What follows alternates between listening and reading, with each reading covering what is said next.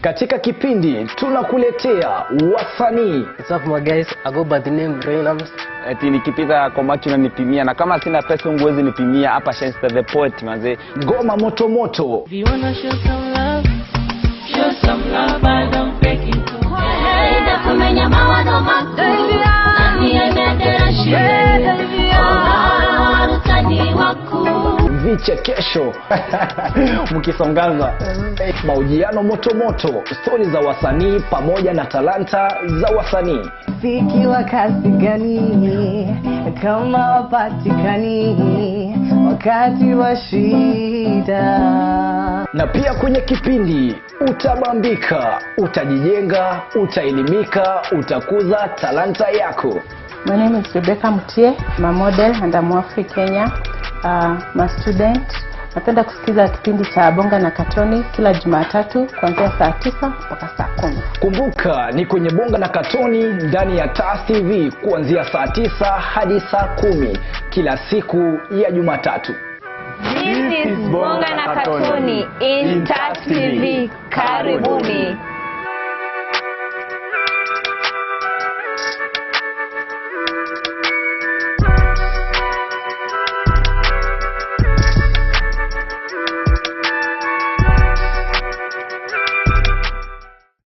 Katika kipindi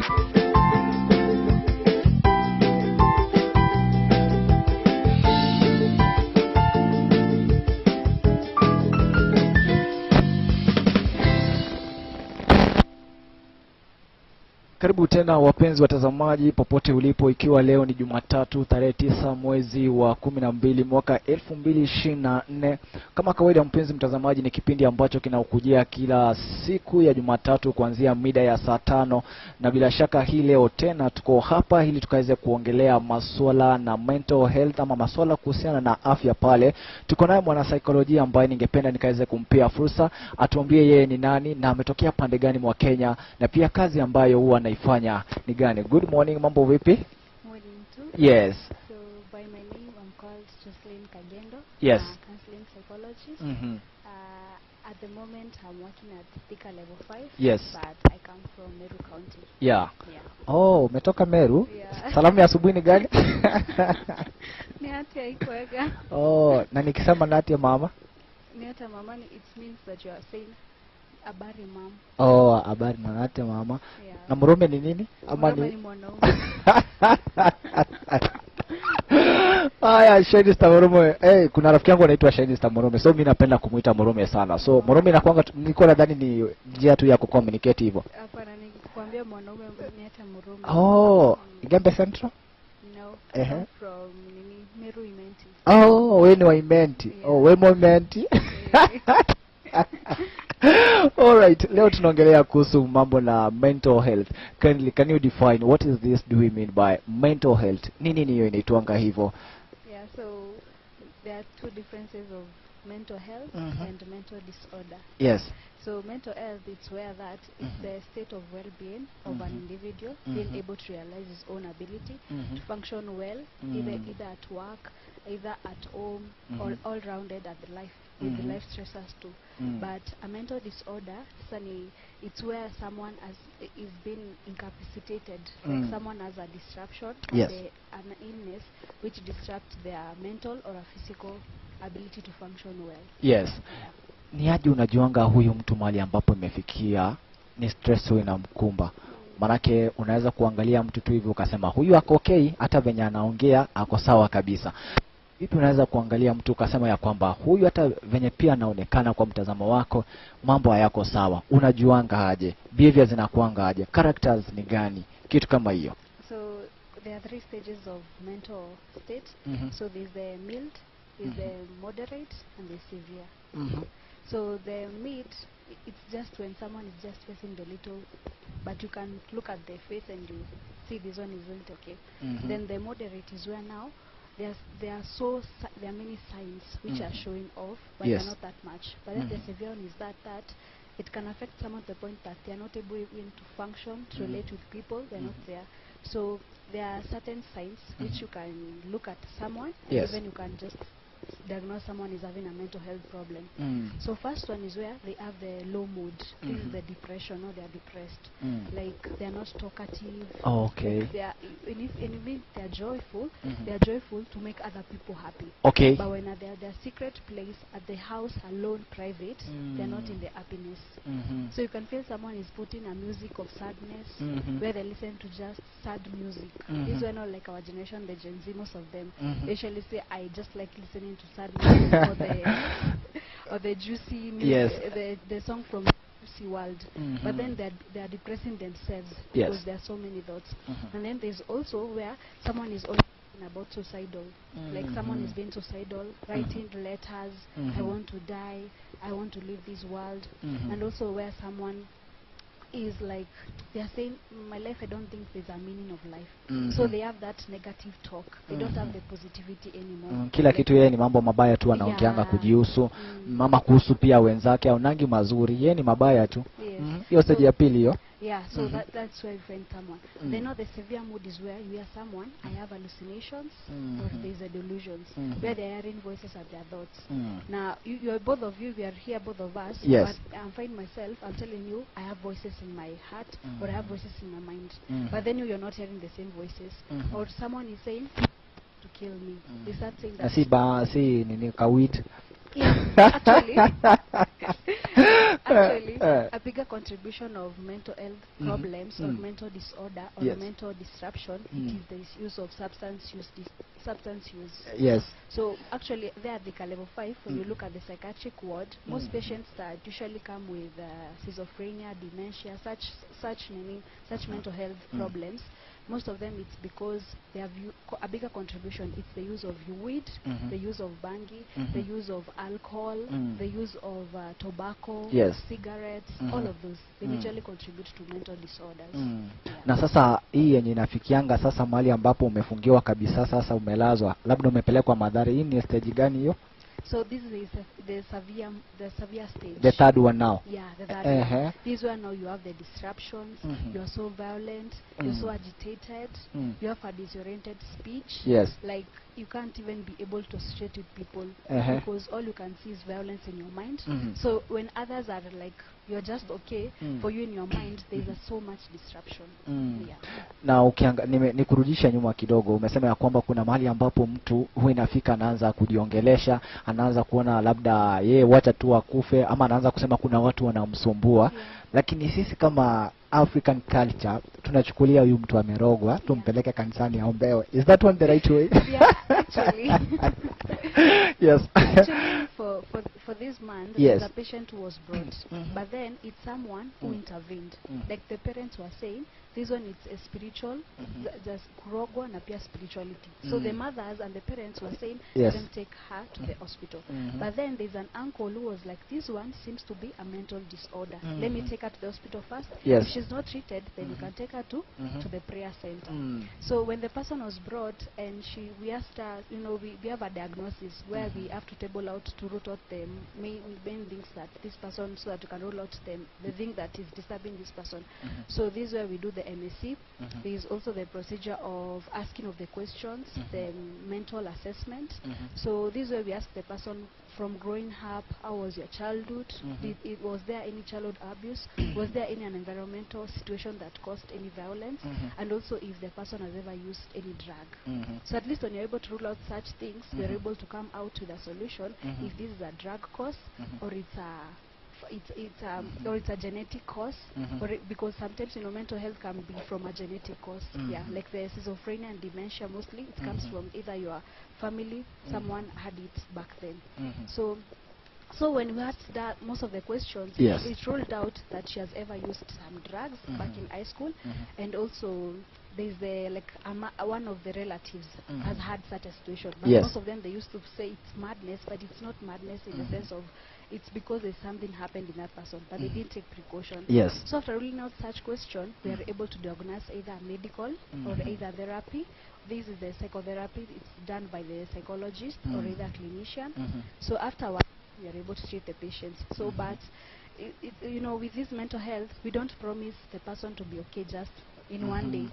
it will Inachukua a muda step- sana. Yeah, it will take a step at a day. Yes. That's why you see most of the times the patients who have mental health disorders, Mhm. some of the family members just let them go. Or even just Wanawapeleka mahali wanawachao. Ni wenda daktari, maisha yako tu, mimi siko. Yeah, because there's the finances, the medicines, like most medicines of olanzapine, the carbamazepine, and other medicines, they are so expensive. So when you don't have a social support that is good, you can find that most patients are just left with the mental illness to deal with themselves. So like, by just that girl, by helping her that way, we were able to diagnose the problem, and it was a substance use disorder. So afterwards, we were able to recommend some medicine, and we have been taking care of her. Like now, we have a monthly record, which they come for the clinic now. Like if it's Monday, every once in a month, and when they progress well, we are able to stop now the medication. Yeah. Wakati sasa nataka tuchukulie hivi, umelete mgonjwa pale hospitali na ako stage 3. Na lazima labda huyu mgonjwa yeye mwenyewe ajiongelelee, ama mmoja 1 2 3 usikie ako namna gani. Lakini ile communication yenye mnatengeneza wewe na yeye, wewe ni kama mpatani. Unaweza kumuuliza ulitumia nini lini, anaweza kuambia mimi niko poa manzeni aje, vitu kama hizo. So how do you bring this person to the seat, mwambie sasa nieleze. Na mzazi akuwa anajua, labda alipigiwa simu kutoka shule akaambiwa mtoto wako ni kama kichwa imeruka kidogo. Hajawahi experience kama mtoto wako ameshawahi kunywa vitu kama hizo. So how do you come up now with a solution?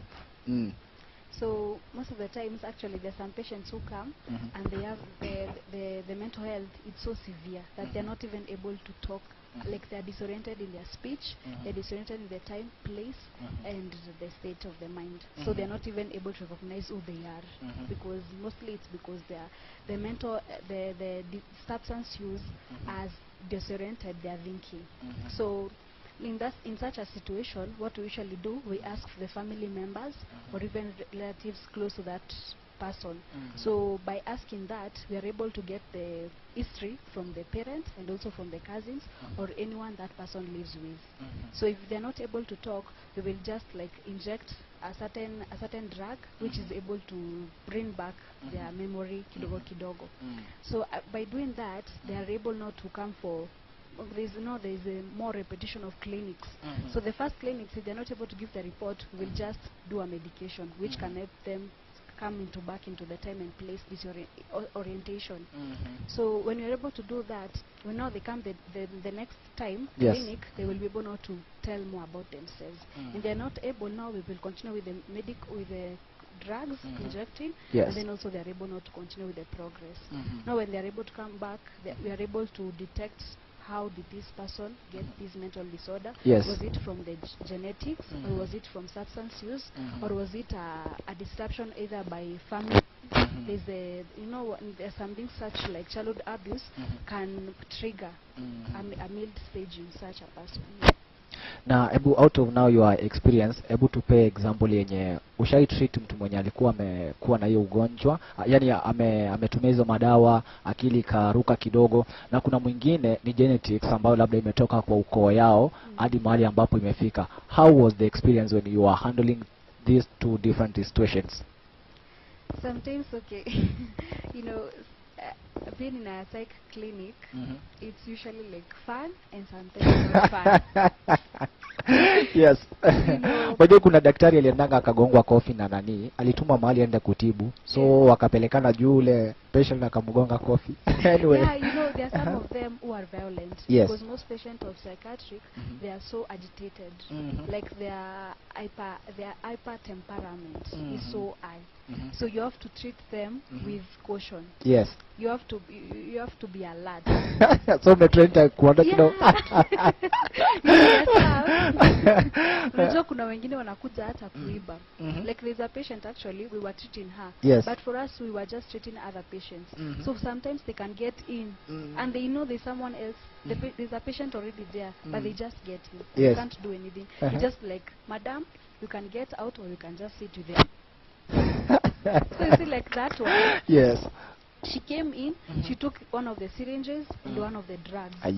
And she went out. So it was another doctor who was in the second clinic who realized and was like, hiya, this person has taken this drug and syringe. For us, we didn't see. because they have many tactics of disrupting people. Yeah. Do you need a bouncer while doing that? Because kuna moja anaweza kukulemea.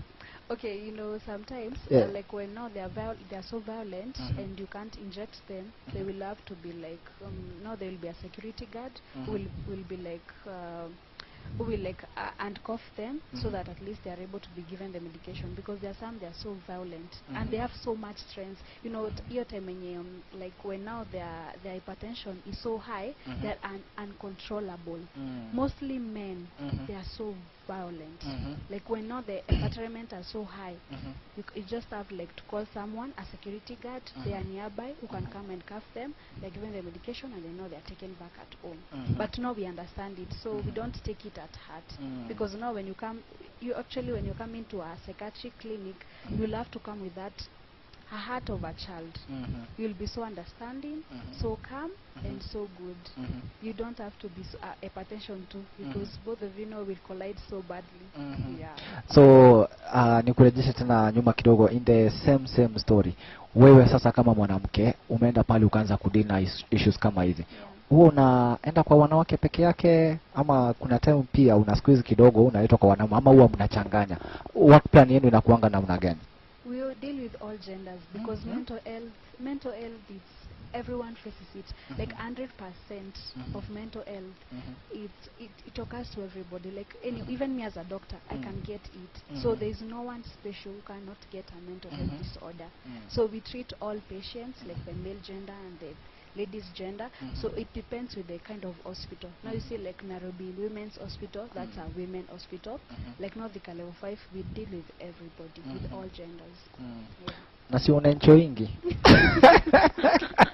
But okay, for the first time, yes. For the first time when I went to a psychiatric clinic, I was like, oh my goodness, hata mimi nasikia kuchizi. Yes. Yeah, that day actually, I felt like I have to go to my no, you know, as a clinician or a psychiatric doctor too, you have to go to a supervisor who you will tell the issues or the number of clients that you have faced, yes, and how you'll be able to tackle those solutions when you're not able to tackle them well. So that day I was feeling like I need a counseling too, because sometimes there are patients who come with their stories and you're like, oh my goodness, I feel them, like I feel them. So sometimes being in a psychiatric ward, you can't spend the whole day, because hata wewe pia unaweza jipata unaanza kuchizi juu ya issues zenye zinakuja hapo. Okay. So mostly we do like a 5-hour, like from morning till afternoon, then now we take a break, because if you say you will take the patients from morning to evening, utaruka pia. Yeah, if you'll find yourself when you're going back at home, where you find now the parents talk back to the children, because it's from the workplace, like the burnout someone has gotten from the workplace, and they have not been able to pour out to the right source, so they find that they are projecting it to the children or the maid or someone else nearby. Yes. Yeah. Now let me give you an example of one of the journalists. Alikuwa anaitwa Mbugua Kimani. Sijui kama ushaiona. Actually, congratulations for the doctors. The work you are doing very very very good. May God bless you. So huyu jamaa alikuwa ameruka akili before aende pale, lakini saa hizi kuna video yenye iliweza kutokezea. Jamaa alikuwa anaimba sana, even was thanking the doctors.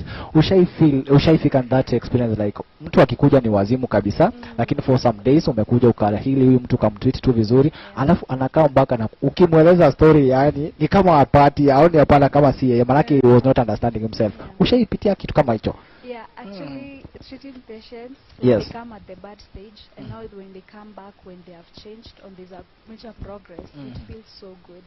It feels fulfilling that you're doing the work that you came and did, and achievement now. Yeah, you get the achievement now.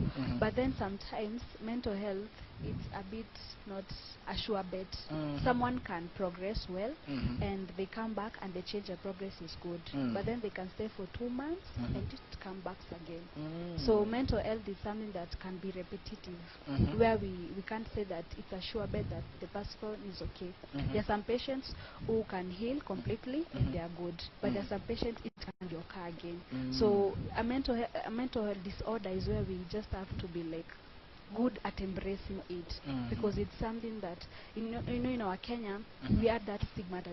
stigmatization and discrimination for people who have mental health. The Yes. point that you get some people say that it's spirit or your family have some problems or finances, but then it's not spirit. Mental health is something that can occur to anyone at any point. Yes. So that's why we encourage people not to stigmatize them and to allow people to heal at their own moment, because everyone has a different time healing.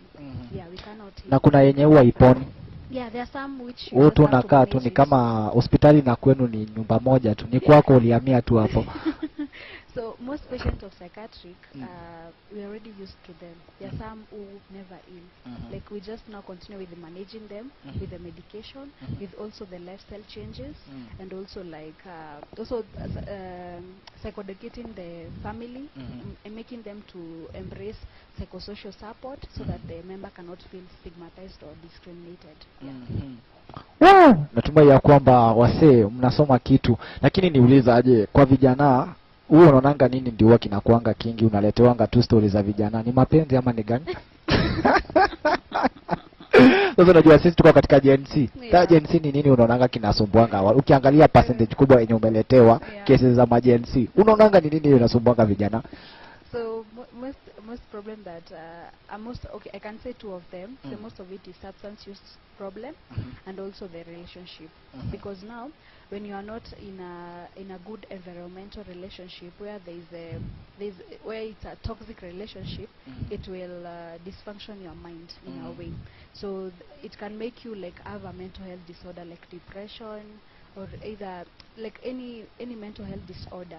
And also substance use disorder can bring the bipolar, the bipolar 1, bipolar 2, or either substance use disorder, or either MDD, the major depressive disorder.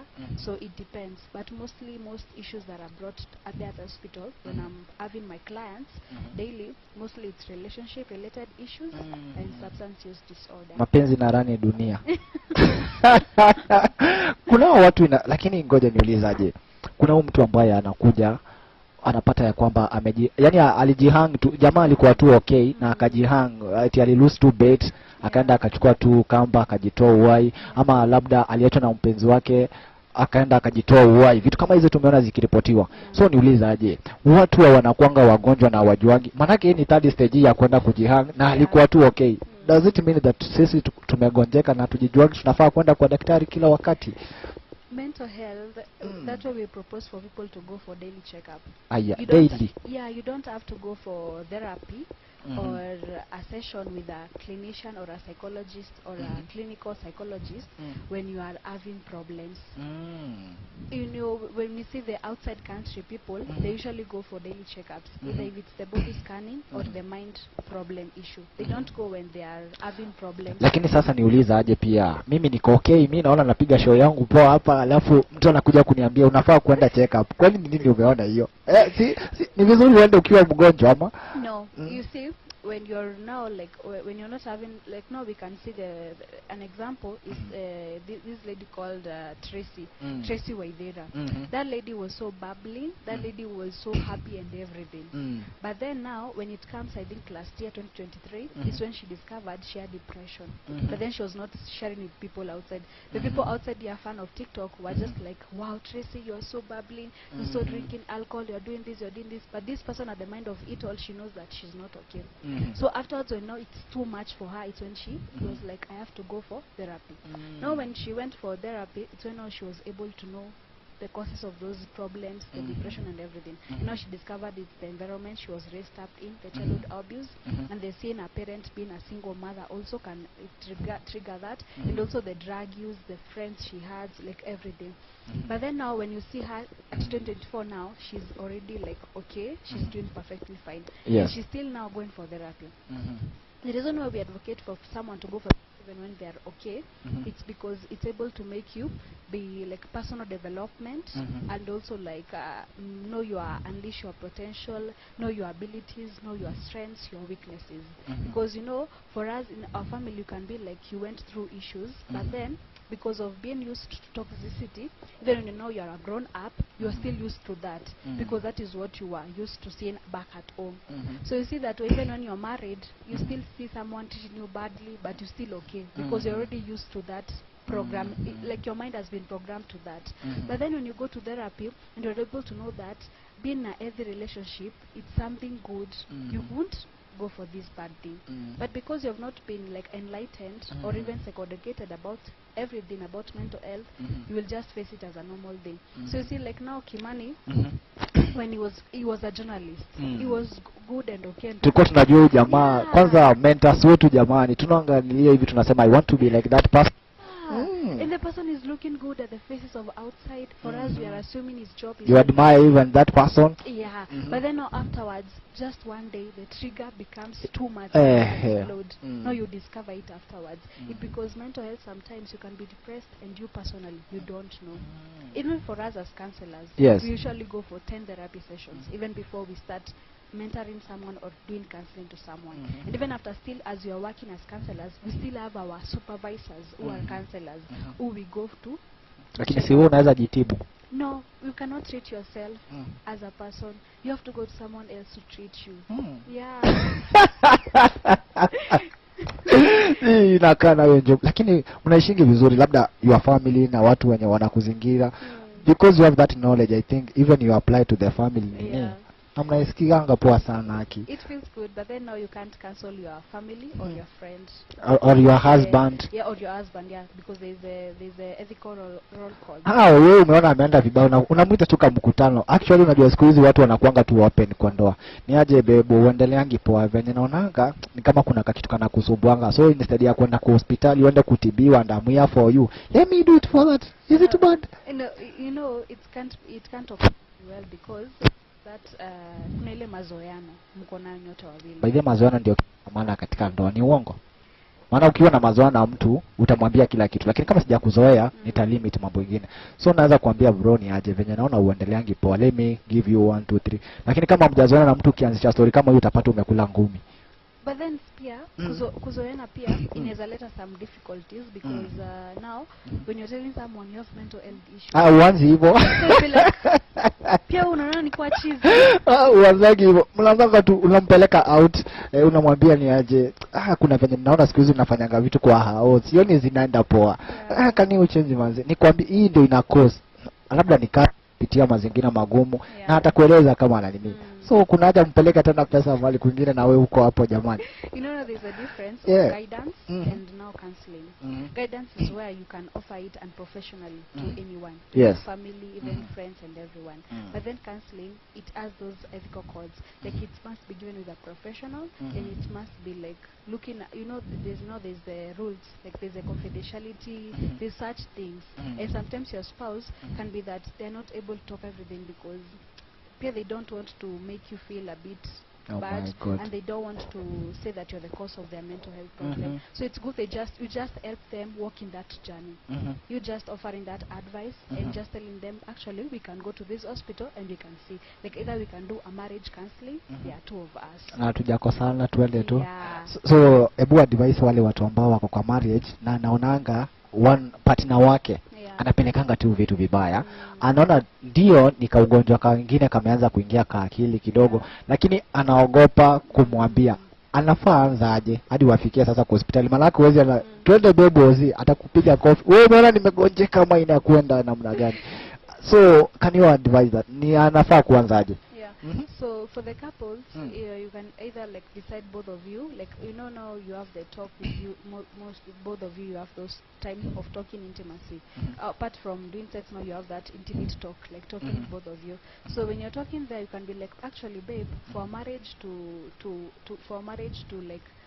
bountifully like become better, I think we can do counseling, we can go for marriage counseling so that we can, if there's any problem, either finances, either our children, raising our children, or either that's why I advocate for most people, before you get married, can you tackle your own issues?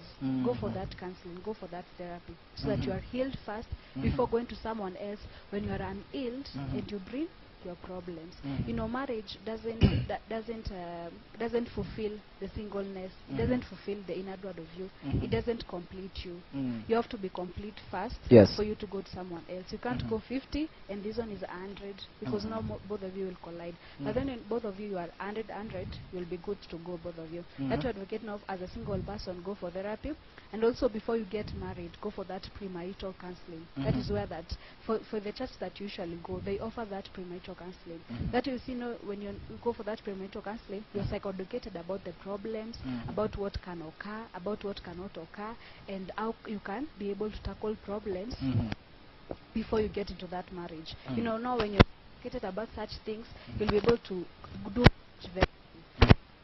get in, come we stay, both mnaingiana tu hivyo tu, amujuani. I don't know hadi wazazi hawajui.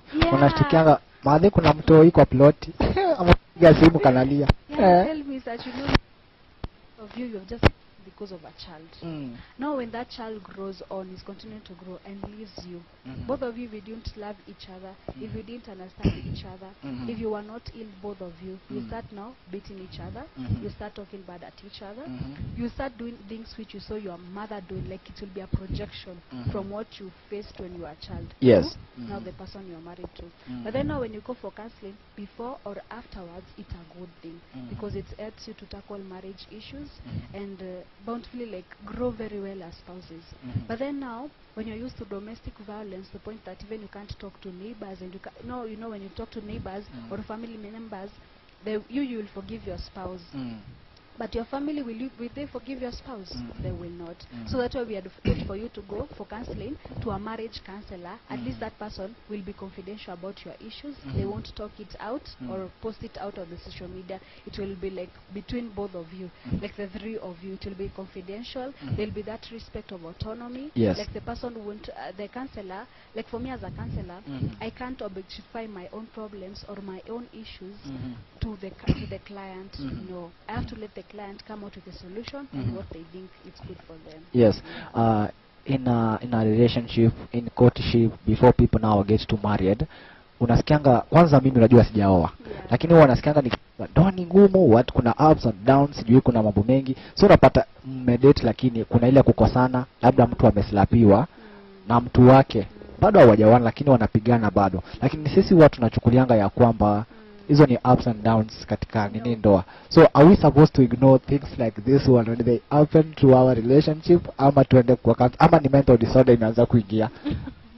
For me, I don't think if someone loves you or even love them truly, they can't beat you. Hata si kupiga peke yake, kuna hizo zingine hadi unajua hata matusi inaweza kuwa nini disorder nyingine pia. Someone can't like talk bad to you. When they know they have issues, they will keep quiet and like now process everything. Then afterwards, you'll have a calm talk. Either afterwards, you know, kuna hizi different of attachment styles. Kuna hawa watu wenye, for them, when they're having a conflict, they find it good to just keep quiet, go think about it, then come back. Kuna hawa wengine wenye kikombe iko hapa hapo, they must like mamaliziana hapo. To me now. There are some others who are distant, like they keep quiet, they give you silent treatment. Now what we advocate for people is understand your partner, like how their resolution conflict tactic is. Like for you, it can be, if yours is keeping quiet because that is what you saw your mom doing. For me, it can be that it's talking now.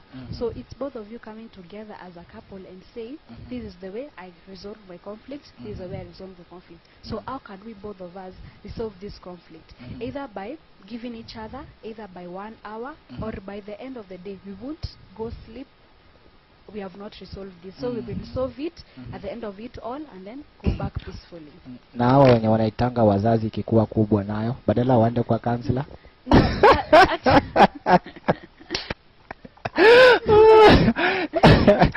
Yes.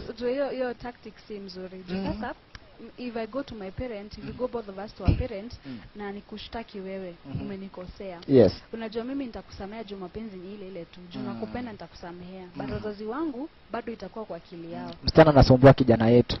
So itakuwa hivyo. So that way we advocate for people to go to a professional counselor because she's able to help you. Like she's not siding with anyone. She's standing on the middle ground, supporting both of you to come together and find your solution. But then now when you go to parents, if they are Wataegemea.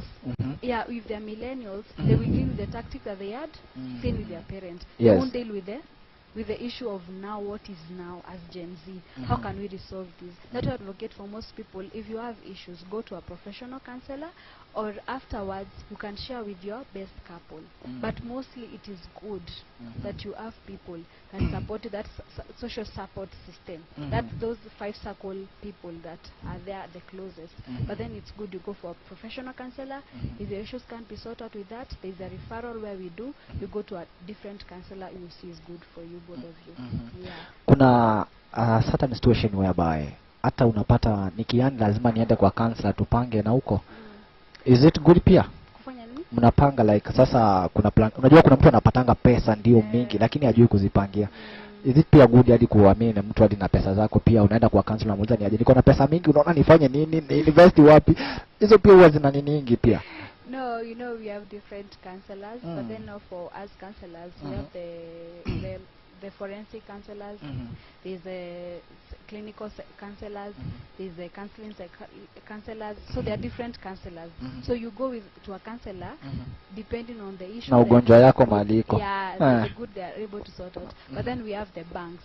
This one now you go to the bank, you tell them I have this amount of money, maybe I don't know how to keep my money well or my financial capability. Now you go and be done financial literacy. Now you are taught about financing, about managing money and everything. Kabla hatujachukua mapumziko mafupi na tuangazie swala lingine moja. Nataka tumalizane na hii story ya marriage hapa watu kukosana. Kuna mahali ambapo inaweza fikia mkose kuelewana na muamue tu divorce ndio inaweza kuwa mtu kuwa stress free. Yeah.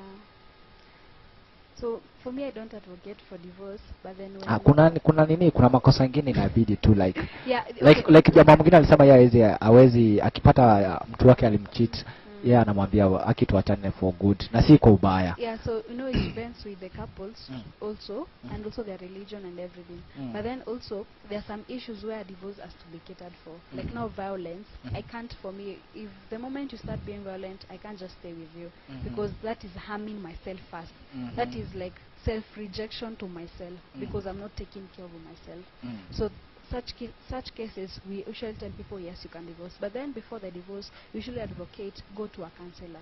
See if your issue can sort out. Hadi cheating unaenda kwa counselor pia bado. Yeah, because there may be a trigger of the cheating. Because now, there are some people where they saw their father doing that. So there's that alignment in their mind that as a man, I can cheat, or as a man, I can't be faithful to my wife. Or a wife also. Yeah, or a wife also can be like, she saw the mother always cheating on the dad. So you see there's that programmation that is in their mind. Peer pressure. Yeah, there is also peer pressure of friends. So that's why I've told you that two people, as long as you have decided to love each other, it's both of you to work on each other. By deciding that, we have to go to a counselor, sort out of this issue.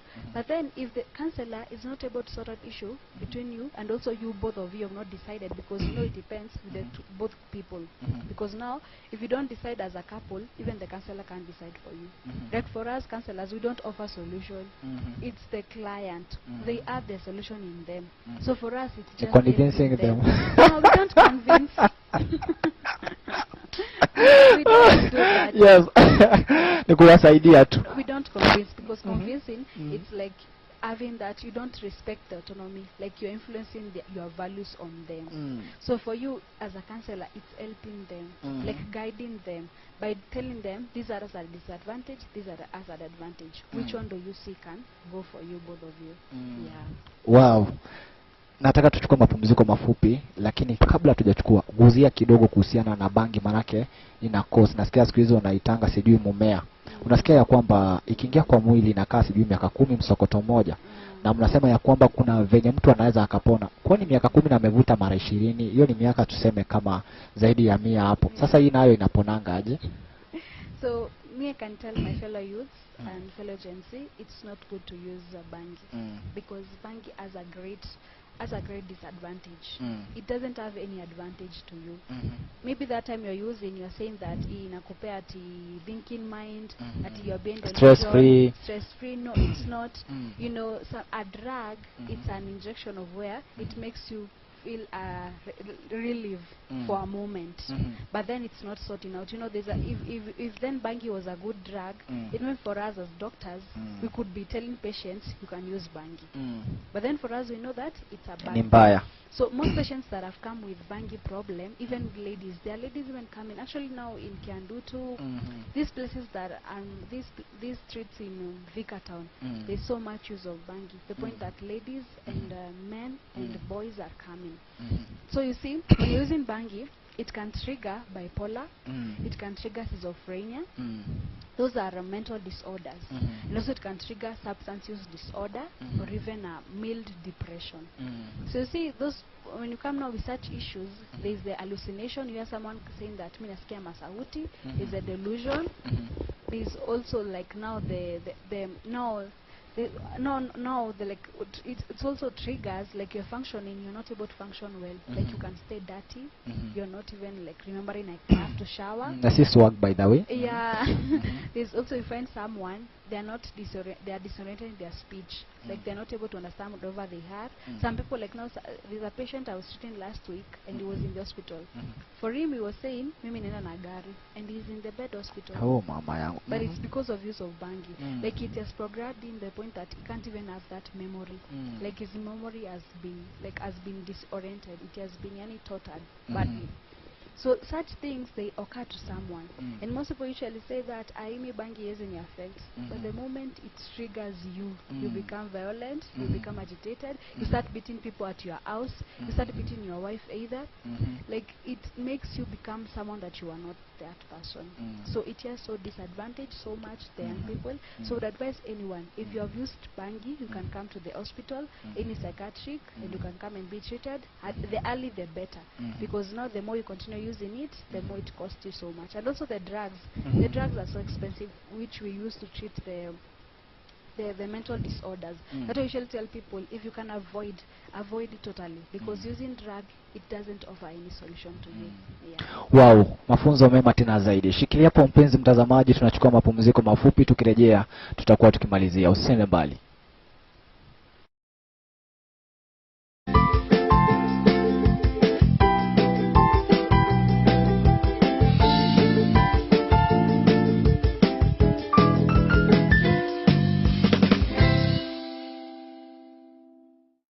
Katika kipindi tunakuletea wasanii. What's up my guys, I go by the name Reynams. Eti nikipita kwa macho na nipimia, na kama sina pesa unguwezi nipimia hapa Shenster the Poet manze. Ngoma moto moto. If you wanna show some love I don't break it to Enda kumenya mawazo makuu Nani enedera shire Warutani waku Vichekesho mkisongaza mahojiano moto moto, stori za wasanii pamoja na talanta za wasanii. Siki wakati gani kama wapatikani wakati wa shida. Na pia kwenye kipindi utabambika, utajijenga, utaelimika, utakuza talanta yako. My name is Rebecca Mutie, I'm a model and I'm Afri Kenya. I'm a student. Napenda kusikiza kipindi cha Bonga na Katoni kila Jumatatu kuanzia saa 9 mpaka saa 10. Kumbuka ni kwenye Bonga na Katoni ndani ya TAS TV kuanzia saa 9 hadi saa 10 kila siku ya Jumatatu. This is Bonga na Katoni in TAS TV. Karibuni.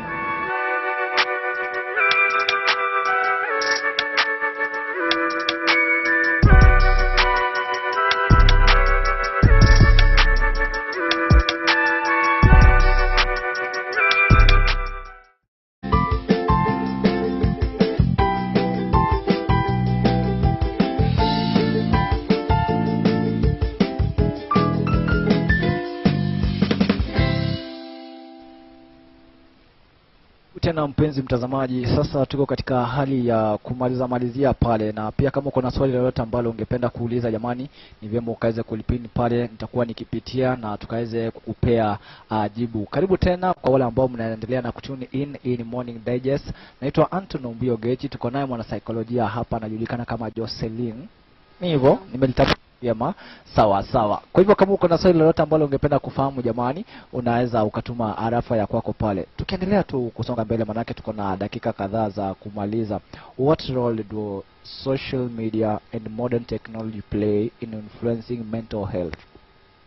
So social media, it plays a big role.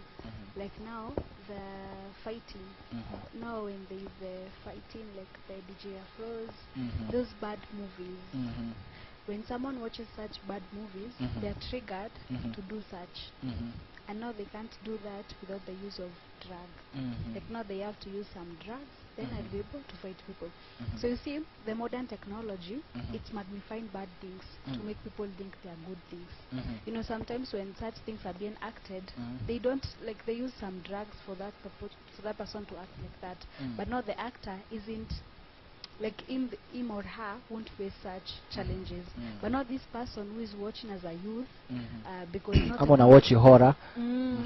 Yeah, so you see that such things and you're like, even me, I want to be like an horror person. So you see someone, for them to use that, they'll be like, hey, this person used a drug. Which is it, cocaine? Is it alcohol? Is it this? Let me use it, and then afterwards I will act that way. So you see, like some people, even in relationship, you find someone is a narcissist because he has watched such movies. Now they become manipulative to other people. Yeah. Wow, natumai ya kwamba hilo limeweza kueleweka. And what are some of the practices or steps people can take to maintain good mental health in their daily lives? So ways on how to overcome or be able to do mental health in the best way.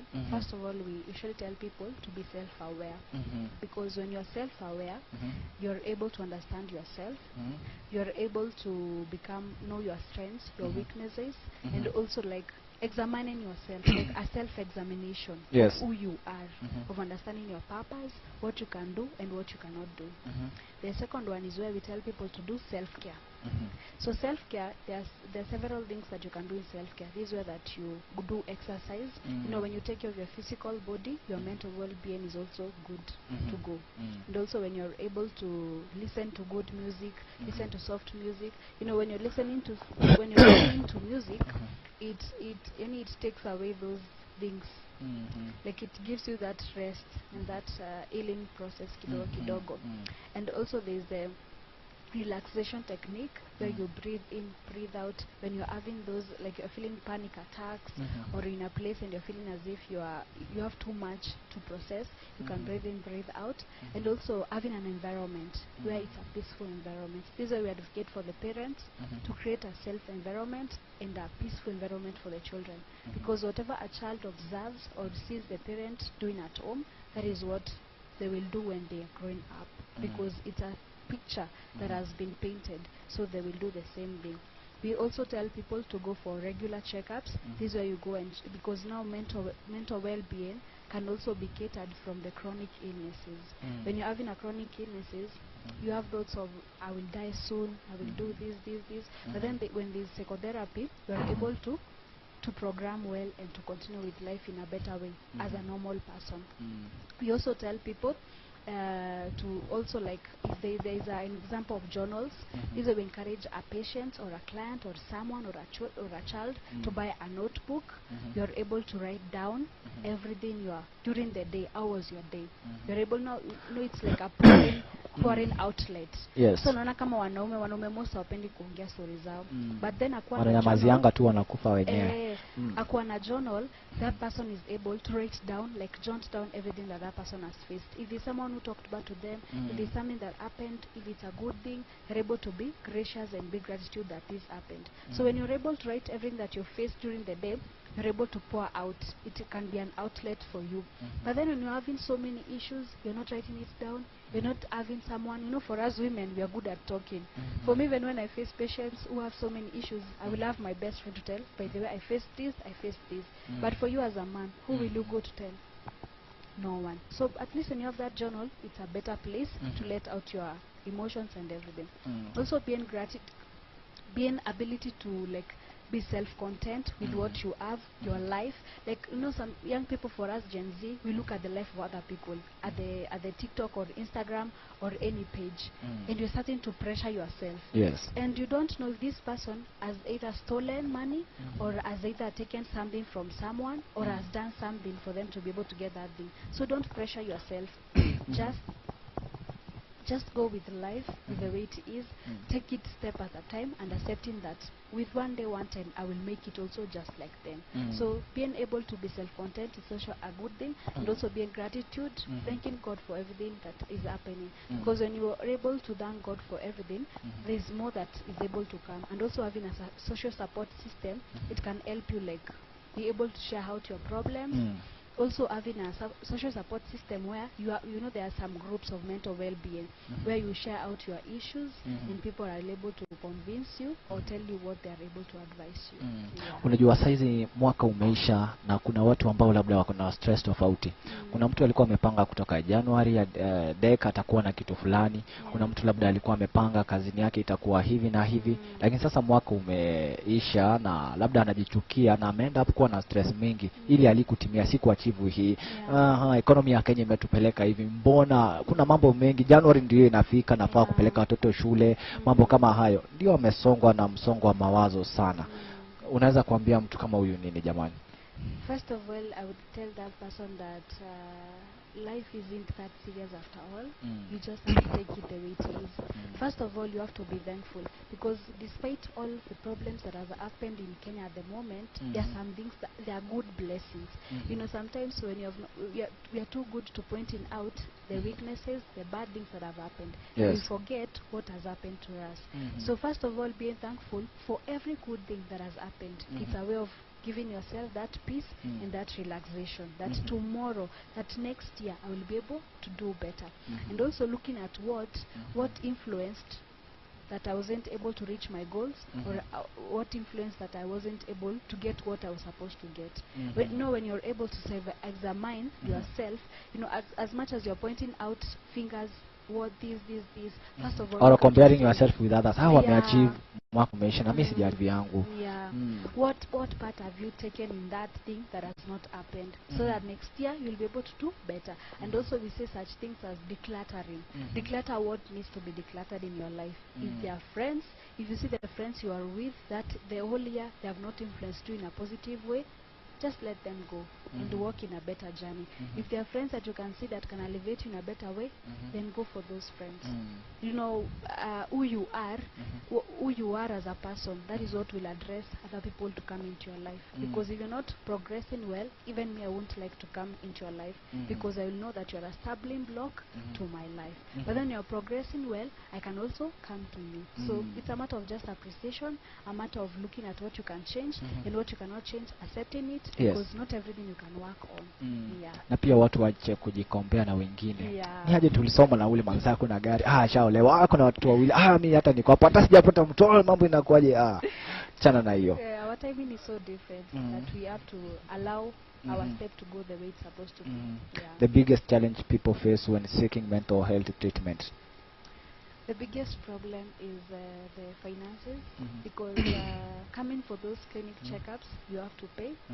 There's also like buying the drugs also, because it depends if the client has progressed well or you are continuing more to better that client. So the biggest problem is the finances. Having people who can support you also, because most people are discriminated. You see, when the family have given up on you. Like some people, you find that when they're in jail, in prison, that's when they're being treated. But when they get out of the prison, they're not treated. So you see, like now, the family isn't taking care of that person, because they're not taking it as a serious thing. They're taking it as a spiritual thing, or a spiritual demon. But mental health is not a spiritual demon. It is a real thing that is occurring to anyone. That's why it matters. Mental health matters so much that we have to take care of it before it occurs to us. Kunapa, how do cultures, altitudes and beliefs shape how different communities approach the mental health care? Yeah, you know, there are different misconceptions about mental health. every culture deals it with a different way. Like now that's why you have to, as a counselor, we advocate for you as a counselor before you treat someone, know cultures, know the stigmas, know the things that are accepted, know the rules and the norms and everything. When you're able to know that multicultural, you'll be able to cross-cultural in all cultures in a better way. So the misconception mostly are like they usually think that mental health is a spiritual thing.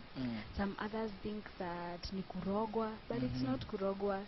There's a trigger somewhere.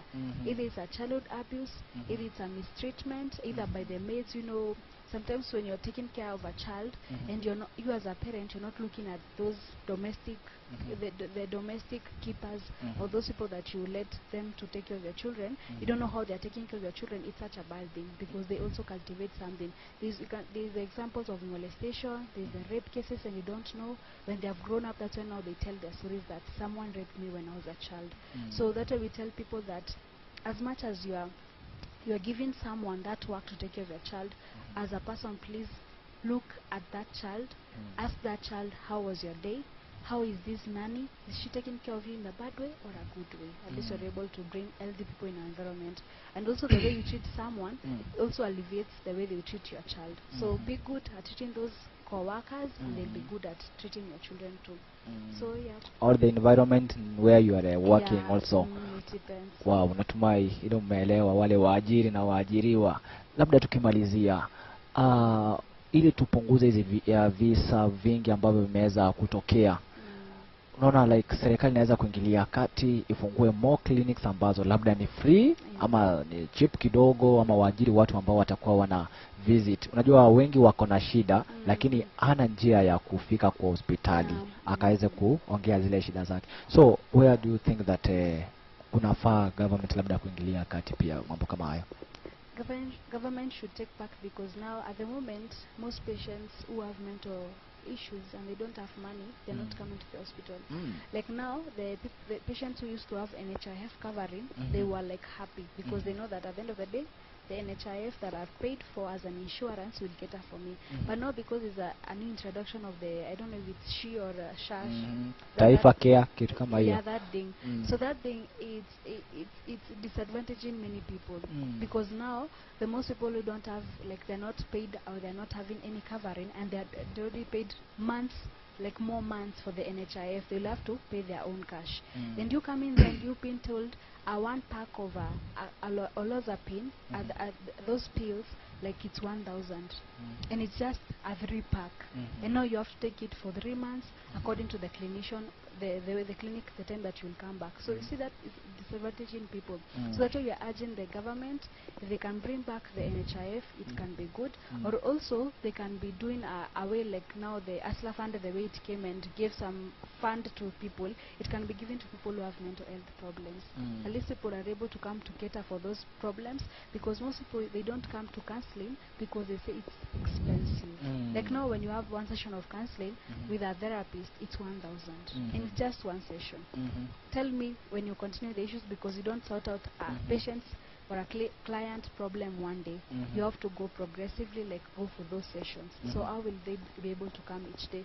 Like there are some patients, I remember back then, they came for a counseling session, but then they had to go back, stay for 2 weeks at home, and then they come back now with the money. So I could be able to yeah, and the problem is continuing to hard on. So it's a matter of just telling the government to create a safe policy, or also the government to create an employment for people, so that when people have that employment, they know that if they have such issues, because there's some people who are facing mental health at the working place, and they're not able to talk it out. Because for me, at the end of the day, what I'm discovering, what I'm working on, it's getting that money at the end of the day. So at least let's create employment for people who don't have the jobs, for the young people.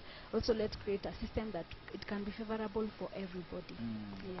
I was seeing some graduates on a graduates, lakini when they remember outside how hard it is, ile furaha ya kugraduate pia inageuka na kuwa machozi. Government create more opportunities za vijana na wale watu ambao hawana kazi. At least pia tupunguze stress. Stress inakujanga sana sana ukuja na kukosa kazi. Maanake economy nayo inafinya wa Kenya sana. Shukrani sana kwa kuja.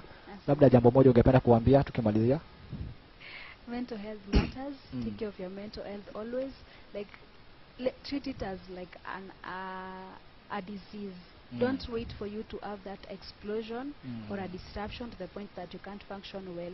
Like, go for those therapy sessions, love your family, have that emotional regulation, and also have a social support system that you can tell you when you have problems. Don't wait when it's too much for you to talk it out. And don't die alone, don't die in silence. Speak up and you'll be able to get that solution. Wow, sawa sawa. Labda vipi watu wanaweza kupata pia? Yeah, so I do counseling session at Thika level 5, but I might relocate anytime. So you can take my number. My number is 0793 990854. So that is where I can do counseling physical, and also there's the virtual counseling. So it depends with how the issues are. Do you do mobile? Yeah, I do mobile counseling, and also like now I do webinars, the Google meetings where I host like each Monday, or sometimes it depends where I've been called to be hosted here. Wow, thank you very much. It was a very nice show, a very good topic. Unakaribishwa tena na tena ndani ya TAS TV.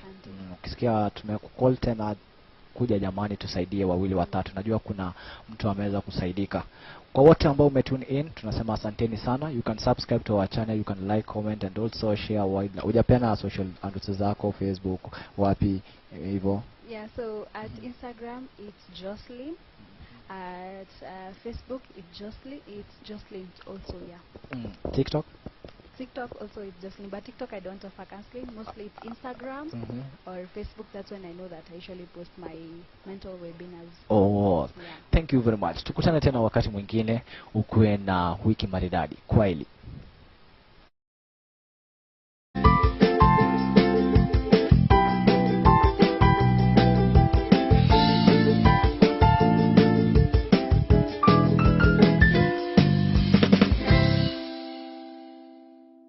Katika kipindi tunakuletea wasanii. What's up my guys? I go by the name Reynams.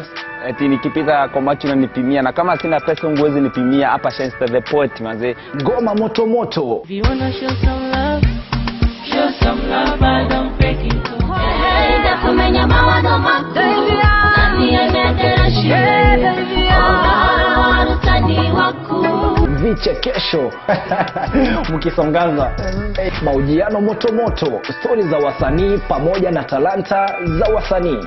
Sikiwa kasi gani kama wapatikani wakati wa shida. Na pia kwenye kipindi utabambika, utajijenga, utaelimika, utakuza talanta yako. My name is Rebecca Mutie, I'm a model and I'm Afri Kenya. I'm a student. Napenda kusikiza kipindi cha Bonga na Katoni kila Jumatatu kuanzia saa 9 mpaka saa 10. Kumbuka ni kwenye Bonga na Katoni ndani ya TAS TV kuanzia saa 9 hadi saa 10 kila siku ya Jumatatu. This is Bonga na Katoni in TAS TV. Karibuni.